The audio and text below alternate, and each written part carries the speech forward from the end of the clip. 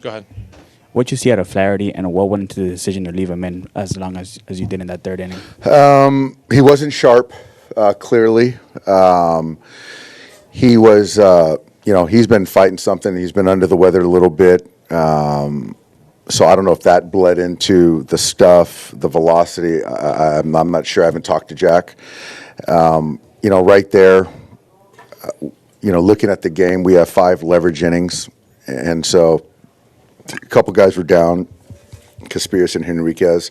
So you've essentially got 5 leverage innings. And you're talking about we're down 3-1 at the time. And, you can't cover the game with leverage and being down. So you're trying to get some outs. And after the walks in that third inning, and then Marte, you're still at that point trying to cover 7 innings. And so he gives up the double. And then so for me at 5-1, I'm not going to deploy our leverage guys knowing that there's a cost on the back end, and appreciating the fact that there's still more baseball to play in the series. So you've got to those are thoughts that went through my head. But I think for me, I have 5 leverage guys that I wanted to make sure that, you got to deploy at the right time. Dylan?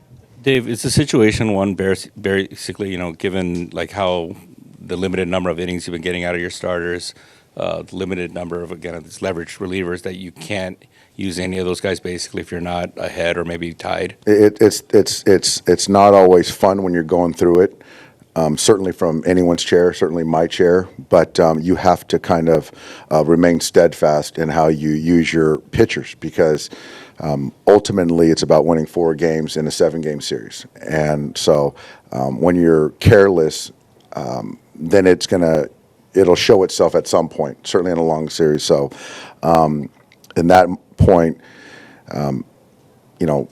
with our leverage guys, mainly Blake and Evan, it's just not responsible in that point of the game for me. And so Honeywell did a fantastic job saving everyone, and knowing we've got a bullpen game coming up in Game 6 as well. So there's that part of it too.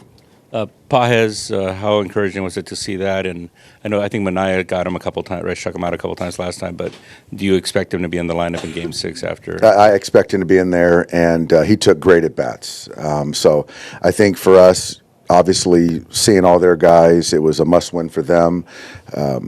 Getting those guys extended, Diaz in there for 2 innings, all that stuff certainly matters. But obviously, with Andy, his game allowed for Peterson to go a little bit shorter, which is great. Andy? Dave, just jumping on Dylan's earlier question, I mean, you know what your offense is capable of. You know how their bullpen is a bit short. Like, how painful was it for you to have to maintain that discipline tonight? It's tough, and I can't. I wish I can predict Andy's going to hit 2 homers tonight. But if you can kind of think through the game as I do. Left with 3 innings potentially of low leverage guys, you're still in a position, and you're not certain how the game's going to play out. But you do know that there's a cost for the ensuing games. So I think those are bets that I got to make and watch the game. But it was good to see our guys fight back. Certainly offensively, we're in a really good spot. Bill, down here in the front. Dave, I want to ask what you're seeing out of Freddie, and given he's trying so hard, but is there a thought that maybe at this point it's just not as effective as he'd like it to be, and he might have to sit out for Game 6? I'm going to have a conversation with him tomorrow, but I do think that his swing is not right, and I'm certain it's the ankle. So, we'll have that conversation, but it's certainly an option to not have him in there for Game 6, yes. We'll do 2 more, Jay, on the middle aisle, and then we'll finish with Pete. Yeah, it seemed like there were a couple plays there in the early innings where Mookie Betts was having a bit of an adventure out in right field. Thinking the Lindor triple and the Winker hit. Did you see anything that was off about those?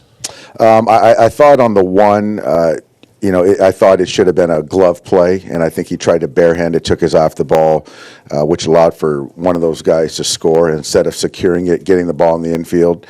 I don't recall the other one exactly, but he's as good as they get out in right field. But certainly, I know the barehand play, that's got to be made cleanly, and getting back into the infield for sure. We'll finish up with Pete in the middle on the left side. Dave, you talked this morning about the importance of scoring first. It looked like in the first inning you had it set up the way you wanted it. We did. Infield back, corners in. That's a situation that, Shohei's got to go on the ball in the middle of the infield. And I think he just locked up there. And, it's no excuse.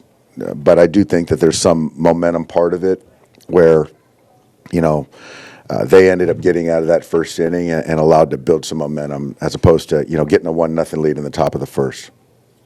All right, thanks, Doc. We'll see you back Yep. in LA. All right, thanks, guys.